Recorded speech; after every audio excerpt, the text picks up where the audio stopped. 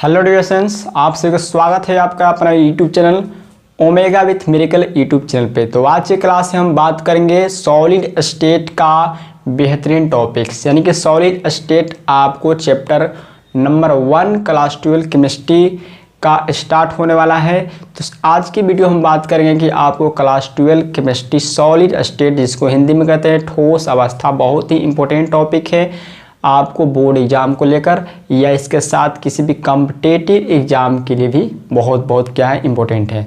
तो आज की क्लास में हम देखने वाले हैं कि कौन कौन से टॉपिक्स है जो आपको इम्पोर्टेंट है और कौन कौन से टॉपिक्स आपको क्लास में पढ़ाई जाएगी।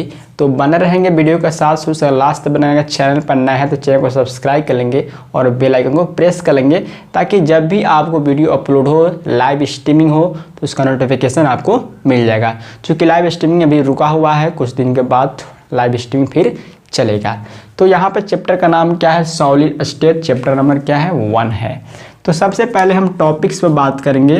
हमारा पहला टॉपिक्स होगा कि ठोस अवस्था।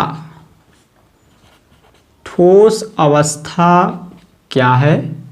सॉलिड स्टेट क्या है? ठीक है, इसके गुण क्या है, इसके प्रॉपर्टी क्या है, इसके गुण क्या है। ठीक है, इसके गुण क्या है। ठीक है, पहला टॉपिक हमारा होगा कि सॉलिड स्टेट किसे कहते हैं और सॉलिड स्टेट का प्रॉपर्टी क्या होता है, इसके प्रॉपर्टी क्या है, गुण क्या है, किस प्रॉपर्टी के कारण हम किसी भी सब्सटेंस को, पदार्थ को सॉलिड कह सकते हैं। ठीक है, दूसरा टॉपिक्स में बात करेंगे ठोसों के प्रकार। ठोसों के प्रकार एवं परिभाषा, डिफिनेशन और उदाहरण। ठीक है, ये हम बात करने वाले हैं। दूसरा टॉपिक्स है कि सॉलिड स्टेट कितने तरह के होते हैं, है ना। सॉलिड स्टेट कितने तरह के होते हैं उसके बारे में बात करेंगे। एक एक करके उनका डेफिनेशन देंगे, एक एक करके उसका एग्जाम्पल देंगे, सब हम समझाने वाले हैं। ठीक है, तीसरा में आपको आएगा कि सॉलिड स्टेट में आपको डिफरेंस भी होता है। तो उसमें सॉलिड स्टेट को जैसे कहते हैं कि क्रिस्टलीय ठोस, क्रिस्टलीय ठोस एवं अक्रिस्टलीय ठोस। अक्रिस्टलीय ठोसों में अंतर, ये बहुत इंपॉर्टेंट टॉपिक है कि आप यहाँ पर जान जाए कि सॉलिड जो होता है, सॉलिड जो स्टेट होता है वह दो तरह का होता है, यानी कि दो प्रकार का होता है, क्रिस्टलीय ठोस और अक्रिस्टलीय ठोस, जिसको क्रिस्टलाइन सॉलिड कहते हैं और दूसरे को नॉन क्रिस्टलाइन या एमॉर्फस सॉलिड कहते हैं। तो यह बहुत ही इंपॉर्टेंट टॉपिक्स है। तो इसके बारे में बात किया जाएगा कि सॉलिड स्टेट में आपको क्रिस्टलीय ठोस यानी कि क्रिस्टलाइन सॉलिड और नॉन क्रिस्टलाइन सॉलिड में क्या डिफरेंस, अंतर स्टडी करने वाले हैं।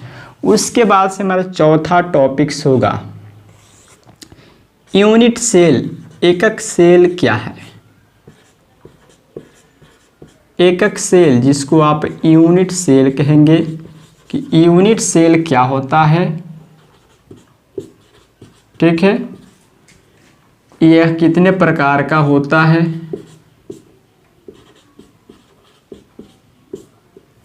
और सबका उदाहरण लेंगे और सबका हम परिभाषा भी देंगे।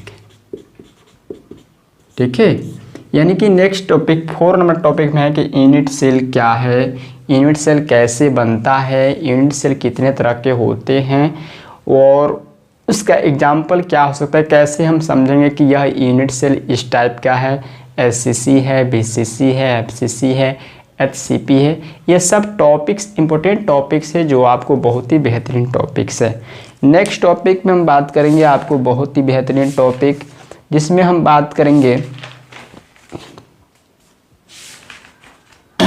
ठीक है, यूनिट सेलों में, यूनिट सेलों में, यूनिट सेल्स में ठीक है, यूनिट सेलों में परमाणुओं की संख्या, किस चीज़ की, परमाणुओं की संख्या, यानी कि कौन सा यूनिट सेल में कितने एटम हो सकते हैं। यह बहुत ही इम्पोर्टेंट टॉपिक है आपको एग्जाम को लेकर। हमेशा इसमें ऑब्जेक्टिव क्वेश्चन पूछ देता है कि फलाना यूनिट सेल में नंबर ऑफ एटम्स कितने हो सकते हैं, नंबर ऑफ कंस्टिट्यूएंट पार्टिकल कितने हो सकते हैं। क्योंकि आपको पता है कि जितने भी सब्सटेंस होते हैं 3 तरह से बने होते हैं, एटम्स, मॉलिक्यूल्स और आयंस। ठीक है, तो कितने तरह के हो सकते हैं एक एक करके हम बताएंगे। यूनिट सेल में एटम की संख्या है और कैसे निकाला जाता है, ठीक है, कैसे उसको निकाला जाता है ये भी हम बात करेंगे। ठीक है, कैसे निकाला जाता है कि आप कह दें कि इस यूनिट सेल में कितने एटम्स होते हैं, कितने आयंस होते हैं, तो ये सब आपको वहाँ पर निकाल कर दिखाया जाएगा, टॉपिक्स भी पढ़ाया जाएगा। उसके बाद हम देखेंगे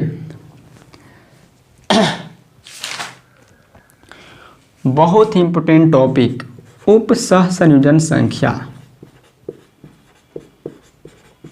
उपसहसंयोजन संख्या जिसको आप कह सकते हैं कोऑर्डिनेशन नंबर, कोऑर्डिनेशन नंबर। ठीक है, कोऑर्डिनेशन नंबर क्या है, बहुत इंपॉर्टेंट टॉपिक। इसमें भी आपसे क्वेश्चन उठाया जाता है कि कोऑर्डिनेशन नंबर क्या होगा, इस यूनिट सेल का कोऑर्डिनेशन नंबर क्या होगा, इस कंपाउंड में कोऑर्डिनेशन नंबर क्या होगा, और इसकी परिभाषा और इसका पहचानने का ट्रिक सब कुछ हम सीखने वाले हैं। ठीक है, और इसमें नोमेरिकल भी आता है। ठीक है, नोमेरिकल भी आएगा, आंकिक प्रश्न, नोमेरिकल को भी हम लोग सॉल्व करेंगे तब आगे बढ़ेंगे। ठीक है, 7 नंबर टॉपिक्स में है बहुत ही इंपॉर्टेंट टॉपिक्स, जिसमें आपको रिलेशन पूछा जाता है कि अगर कोई यूनिट सेल है तो इसमें रेडियस और पड़ोसी कण के बीच की दूरी क्या है। तो नेक्स्ट टॉपिक हम देखेंगे समीपस्थ पड़ोसी कण की दूरी, समीपस्थ पड़ोसी कण की दूरी एवं परमाणु त्रिज्या। परमाणु त्रिज्या में हम क्या देखेंगे, रिलेशन फाइंड करेंगे। ठीक है, ये बहुत इंपॉर्टेंट टॉपिक है कि अगर आपको कोई यूनिट सेल या अगर आपको कोई क्रिस्टल बना हुआ है, अभी समझ में नहीं आएगा लेकिन ये टॉपिक्स नोट्स कर लेंगे। ठीक है, कि कोई भी अगर पार्टिकल्स बना है, कोई भी आपको क्रिस्टल बना हुआ है, तो उनके एटम की जो बहुत पास में पड़ोसी कण हैं उसके बीच की दूरी और उनके एटॉमिक रेडियस में क्या रिलेशन है, यानी कि एक फार्मूला का हम डेरिवेशन करेंगे अलग अलग यूनिट सेल के लिए। ठीक है, तो ये नोट करते जाएंगे। नेक्स्ट टॉपिक्स में आपको आएगा, ध्यान देंगे, नेक्स्ट टॉपिक्स में आपको आएगा बहुत ही झकास टॉपिक जिसका नाम क्या है, क्लोज पैकिंग। ठीक है, नेक्स्ट टॉपिक्स में आएगा close packing. Close packing, close packing क्या है, ठीक है, क्लोज पैकिंग क्या होता है, इसके टाइप्स पढ़ेंगे, ये कितने प्रकार का होता है। ठीक है, और डेफिनेशन लेंगे, डेफिनेशन लेंगे, एग्जाम्पल्स लेंगे। ठीक है, नेक्स्ट टॉपिक्स में बात करेंगे 8 नंबर में कि क्लोज पैकिंग क्या है, कितने तरह के होता है, कैसे आप पहचानेंगे कौन सा कंपाउंड किस क्लोज पैकिंग में है ना। क्लोज पैकिंग 1 डायमेंशन है कि 2 डायमेंशन है कि 3 डायमेंशन है, इस तरह के हम एग्जाम्पल इसमें पढ़ेंगे किसमें, क्लोज पैकिंग में। 9 नंबर टॉपिक में है वॉइड्स क्या होता है, वॉइड्स, वॉइड्स क्या है, रिक्तियाँ। ठीक है, वॉइड्स क्या है, रिक्तियाँ क्या है, रिक्तियाँ क्या है। ठीक है, वॉइड्स क्या है, रिक्तियाँ क्या है, ये कितने प्रकार के होते हैं, इसके भी हम टाइप्स पढ़ेंगे कितने प्रकार के होते हैं, एग्जाम्पल्स लेंगे। ठीक है, एग्जाम्पल्स इसका भी लेंगे, इसके प्रकार के बारे में, और इसका डिफिनेशन भी सबका हम क्लियर करेंगे कि वॉइड्स कितने तरह के होता है, क्या होता है, ये सब हम बात करने वाले हैं। ठीक है, अब देखेंगे बहुत ही इम्पोर्टेंट टॉपिक से जिसका नाम है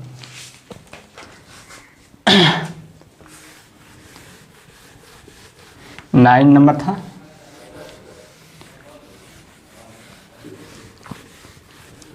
ये टॉपिक्स बहुत इंपॉर्टेंट है, यह सब आपको एग्ज़ाम को लेकर सीरियस टॉपिक है, इसको आप नोट्स कर लेंगे और इसका क्लास चलेगा, आपको कंप्लीट हो जाएगा। ठीक है, इसके बाद है आपको 10 नंबर में बहुत झकास टॉपिक जिसका नाम क्या है, संकुलन क्षमता। संकुलन क्षमता जिसको आप कहेंगे पैकिंग इफिशियंसी।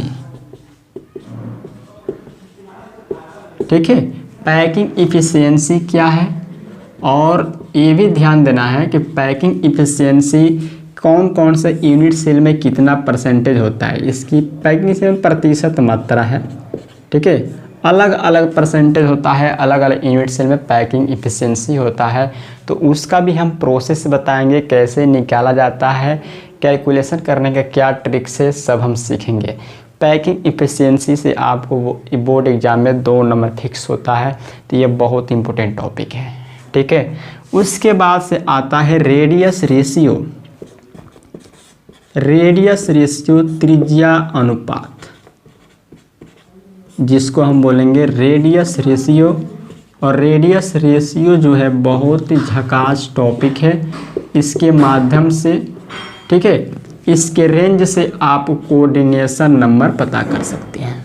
ठीक है, अगर रेडियस रेशियो अगर पता हो जाए अलग अलग, ठीक है, अलग अलग सेलों के लिए, तो वहाँ पर एक रेंज मिलेगा, एक रेंज आपको बताया जाएगा कि रेडियस रेशियो अगर इस रेंज से इस रेंज के बीच है तो इसका कोऑर्डिनेशन नंबर ये हो सकता है। ये बहुत ही झकास टॉपिक है, ये भी आप ध्यान देंगे। ठीक है, उसके बाद हम सीखेंगे बहुत इम्पोर्टेंट टॉपिक कि यूनिट सेल के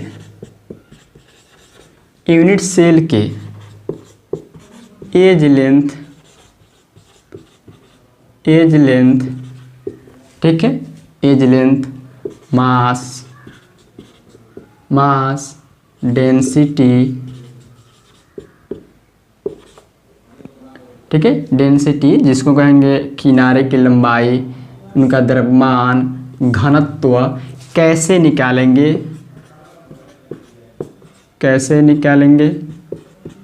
और इसका फार्मूला, ठीक है, प्रूफ, डिफिनीशन, ठीक है, फार्मूला, प्रूफ, सब कुछ इसका सीखने वाला है यूनिट सेल के एज लेंथ में। यहाँ पर समझे कि ये न्यूमेरिकल टॉपिक से बहुत इंपॉर्टेंट सीरियस टॉपिक है, इससे भी आपको क्वेश्चन पूछे जाते हैं। ठीक है, उसके बाद हम देखेंगे बहुत ही झकास क्वेश्चन डिफेक्ट्स के बारे में। और डिफेक्ट्स क्या होता है, क्योंकि क्रिस्टल के अंदर डिफेक्ट्स होता है,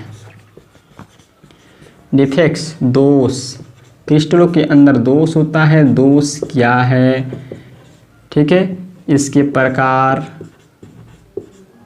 ठीक है, इसके प्रकार, इसके बारे में, इसका डिफिनेशन, इसका परिभाषा, इसका एग्जाम्पल, ठीक है, टोटल हम करेंगे। और उसके बाद से एक थोड़ा सा टॉपिक है, ज़्यादा टॉपिक्स नहीं है, उसके बाद से एक टॉपिक्स है जो बहुत झकास टॉपिक है, ध्यान देंगे। और ये क्वेश्चन तो आपको फेमस है नंबर 14 में, जब इसको हम पढ़ लेंगे, डिफेक्ट्स क्या है, डिफेक्ट्स कितने प्रकार के होते हैं, कैसे आप पहचानेंगे कौन सा कंपाउंड किस डिफेक्ट्स के अंदर, कौन सा क्रिस्टल किस डिफेक्ट्स में पाया जाता है। ठीक है, उसके बाद से एक बहुत ही झकास टॉपिक है फ्रेंकेल दोष एवं शॉटकी दोष में अंतर। ठीक है, ये बहुत झकास टॉपिक है, ये भी आपको एग्जाम में बार बार पूछा जाता है कि शॉटकी डिफेक्ट्स क्या है, फ्रेंकेल डिफेक्ट्स क्या है। तो ये हमारा था लास्ट टॉपिक, ठीक है। क्या था, लास्ट टॉपिक था। और एक चीज़ और ध्यान देंगे, ठीक है, एक चीज़ और ध्यान देंगे। क्या ध्यान देंगे मैं बता देता हूँ, जिसमें आपको बहुत ही झकास टॉपिक देखने को मिलेगा, ठीक है। इसके बाद 50 नंबर में है कि हम लोग जितने भी आंकिक प्रश्न हैं, जितने भी हम लोग टॉपिक पढ़ा, आंकिक प्रश्न, न्यूमेरिकल क्वेश्चन, जितने भी आपको न्यूमेरिकल क्वेश्चन हैं, ठीक है, जितने भी आपको न्यूमेरिकल क्वेश्चन हैं, इसका हम सॉल्यूशन करेंगे, प्रैक्टिस करेंगे, ठीक है, प्रैक्टिस भी करेंगे, सॉल्यूशन करेंगे। ये 15 टॉपिक है। 15 टॉपिक्स में आपको चैप्टर एंड हो जाएगा, सॉलिड स्टेट ठोस अवस्था, चैप्टर नंबर 1। तो जल्दी से इसको आप नोट कर लें और जैसे क्लास चलेगी उसको आप कंप्लीट करेंगे, चूँकि ये बहुत VVI टॉपिक्स हमने लिखा है यहाँ पर, जो आपको बोर्ड एग्जाम में 100% मार्क दिलाएगा। तो वीडियो अच्छा लगा तो लाइक करें, और इसी तरह आप टॉपिक्स पाना चाहते हैं तो चैनल को सब्सक्राइब कर बेल आइकन को प्रेस करें, बेल आइकन को।